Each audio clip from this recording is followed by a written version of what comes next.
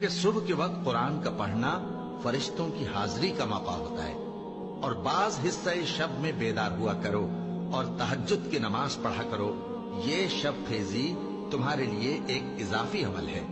امید ہے کہ اللہ تم کو مقام محمود پر فائز فرمائے۔ اور کہو کہ اے پروردگار، مجھے مدینے میں اچھی طرح داخل کیجو اور مکے سے اچھی طرح نکالیو، اور اپنے ہاں سے زور و قوت کو میرا مددگار بنائیو، اور کہہ دو کہ حق آ گیا اور باطل نابود ہو گیا، بے شک باطل نابود ہونے والا ہے۔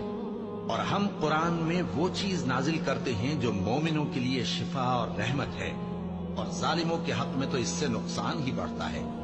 اور جب ہم انسان کو نعمت بخشتے ہیں تو روح گرداں ہو جاتا ہے اور پہلو پھیر لیتا ہے، اور جب اسے سختی پہنچتی ہے تو نا امید ہو جاتا ہے۔